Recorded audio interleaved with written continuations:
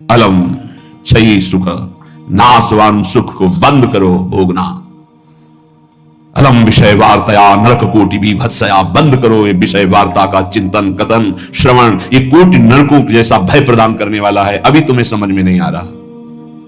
ये विषय चित्र देखना, विषय चिंतन करना, विषय क्रियाएं करना बहुत करोड़ों जन्मों में किया है। थोड़ा संयम में हो जाओ, मानव जीवन की दिव्यता, आनंद की दिव्यता, उसका अनुभव करो, परमात्मा तत्व का अनुभव करो, नहीं पछताओगे।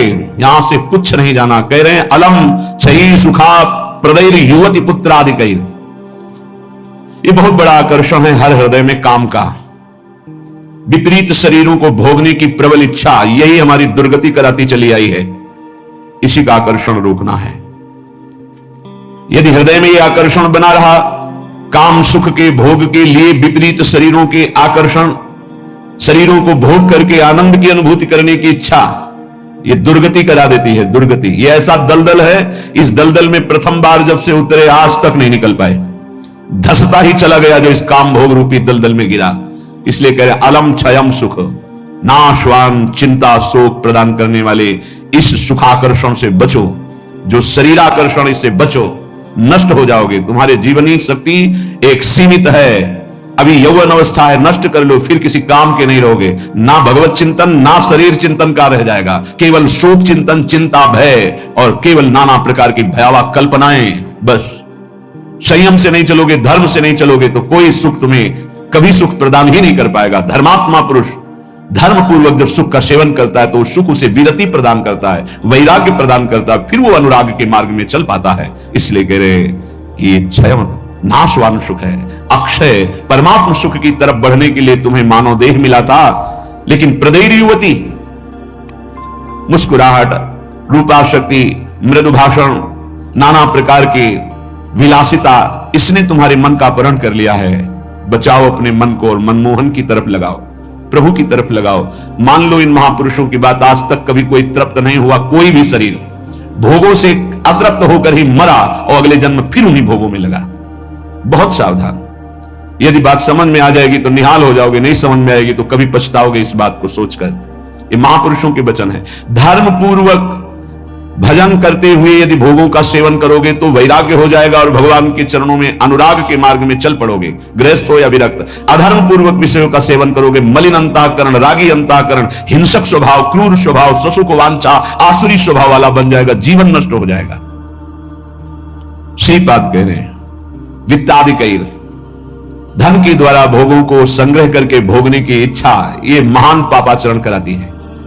अवस्था हो गई है भोग त्याग कर भजन करने की, फिर भी रुपए के बल से भोग भोगने की प्रबल आकांक्षा, खरीद के भोगेंगे।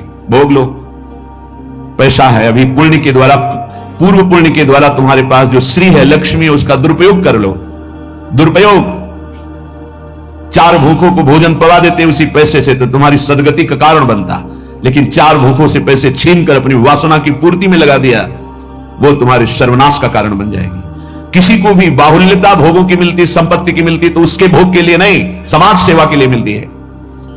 तुम्हारा जितना खर्चा है कम से कम खर्चा करके काम चलाओ और तुम्हारे पास जो अधिक संपत्ति है वो दूसरों की सेवा में लगाओ, बीमार की सेवा में लगाओ, असहाय की सेवा में लगाओ, भूखों की सेवा में लगाओ, पशु पक्षियों की सेवा में लगाओ, तो धर्म बन जाएगा। और ये धर्मो रक्षति रक्षिता, ये दुर्गति से तुम्हारे धर्म रक्षा कर लेगा।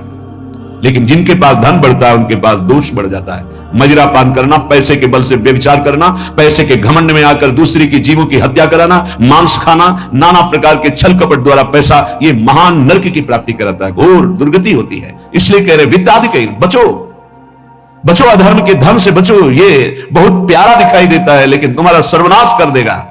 अगर 1 रुपया धर्म का आ जाए तो बुद्धि भ्रष्ट होना शुरू हो जाती है। फिर तुम बड़ी बड़ी संपत्तियां छल कपट से एकत्रित करोगे, तुम्हारी दुर्दशा क्या होगी।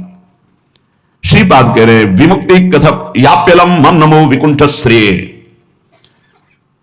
जो ऐसे आचरण करते हैं मुक्ति की चर्चा उनके लिए बेकार है। ममता रत सन ज्ञान कहानी, अति लोभी सन विरति बखानी, कामी समझिन हरि कथा, ऊसर बीज भय फल दशा। जैसे ऊसर भूमि में बीज फेंक दो बेकार चला जाए, ऐसे कामी पुरुष से भगवान के अनुराग की बात करो, ममता रथ से ज्ञान की बातें करो, लोभी से वैराग्य की बातें करो, बोले सब बेकार हो जाती है। इसलिए बेकार हो जाती है कि उनके हृदय में इतनी मलिनता को समझ नहीं पाएंगे। श्रीपाद कह रहे यद्यपि हम चर्चा कर रहे हैं कि अलम छई सुख प्रदेर युवती पुत्र वित्तादिकैर, पर फिर भी यह चर्चा बेकार है, क्योंकि ऐसे भोगी पुरुषों को चर्चा विमुक्ति की, मोक्ष की, परमार्थ पथ की समझ में ही नहीं आएगी। फिर भी हमारी प्रार्थना है कि आप समझने की चेष्टा करें। ये तुम्हारी संपत्ति, ऐश्वर्य, पुत्र, वित्त, स्त्री, परिवार, संबंधी, ये सब एक दिन तुम्हें छोड़ देंगे, तुम्हें अकेला यहां से जाना होगा। तुम्हारे पाप कमाए हुए और पुण्य कमाए हुए वही दोनों साथ जाएंगे, और यदि भजन कर लिया तो पाप पुण्य दोनों को विध्वंस करके वो भगवत प्राप्ति करा देंगे। शुभ शुभ दुर्ग विध्वंस बल तब जयति जयति जग उच्चरे। जो श्रीधाम वृंदावन के प्रेम का पिपासु हो, वैकुंठ के भी वैभव की तरफ आंख उठा के नहीं देखता। कथयाप्यलम मम नमो विकुंठ श्रेय, नमस्कार है वैकुंठ को, लेकिन मुझे उसके श्रेय, उसके वैभव से कोई मतलब नहीं।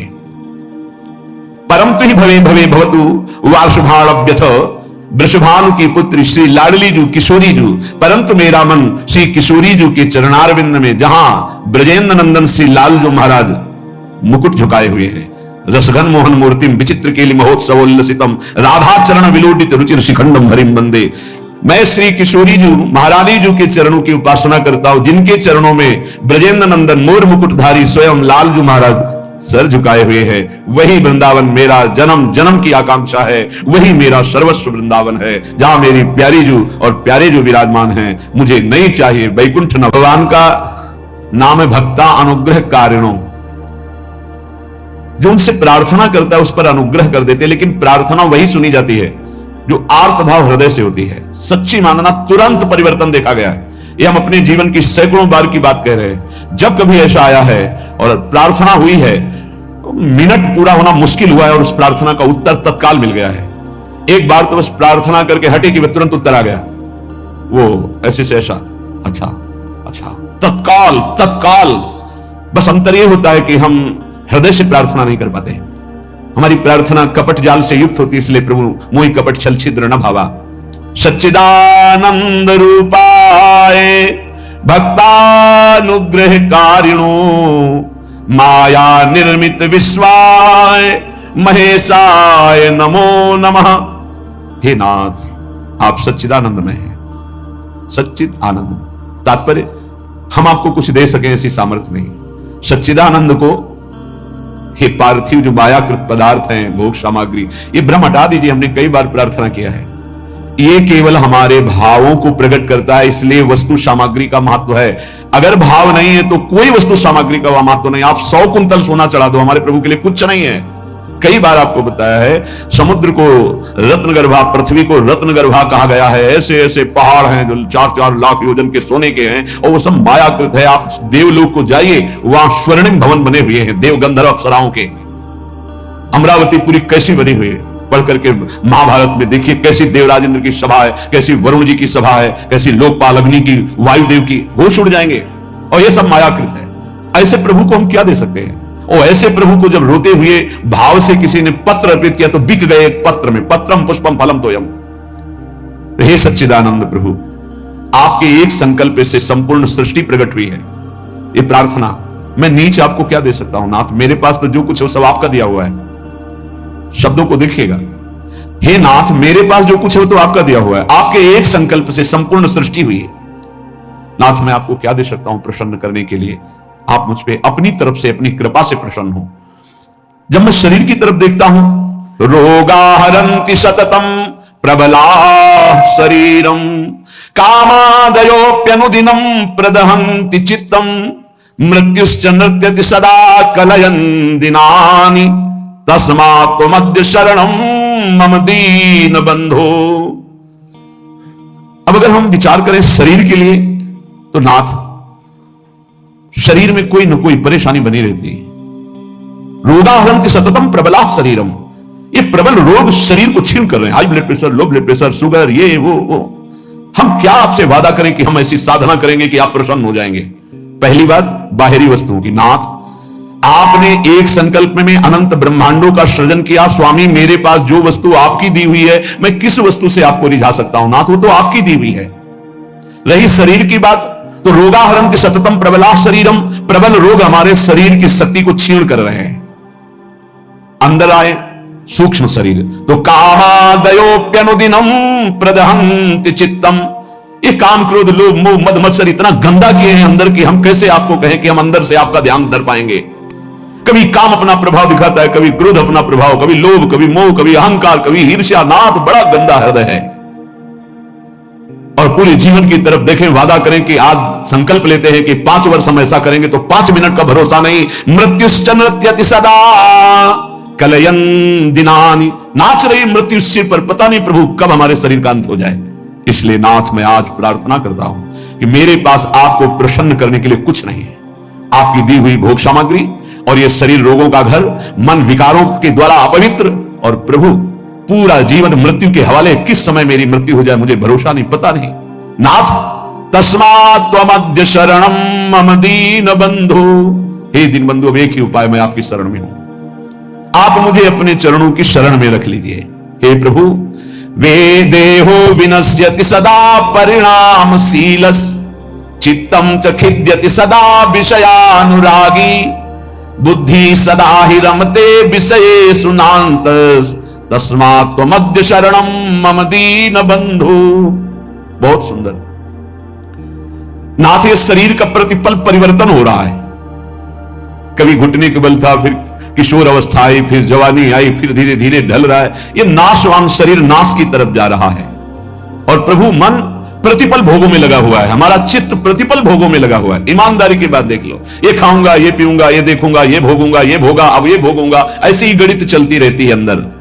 और मेरी बुद्धि बस एक ही बात, इस विषय को भोगने में ये सुख है, निश्चय करती है, विषयों में सुख है। मारा गया प्रभु, मारा गया। कुछ भी ऐसा नहीं है जिस पर मैं टिक सकूं। शरीर टिक नहीं रहा क्योंकि नाशवान प्रतिक्षण नाश की तरफ जा रहा। मन प्रतिक्षण भोगों का चिंतन कर रहा। बुद्धि यही निश्चय करा रही कि भोगों में, रुपया में, घर में, मकान में, स्त्री में, पुत्र में, शरीर में, इन्हीं में सुख है।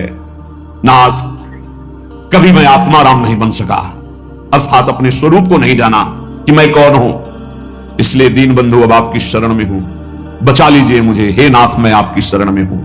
आयुर्विनश्यति यथा मघटस्तथोयम, विद्युत प्रभेव चपला बत यौवनश्री, वृद्धा प्रधावती यथा मृगराज पत्नी, तस्मात् त्वमद्य शरणम मम दीन बंधु।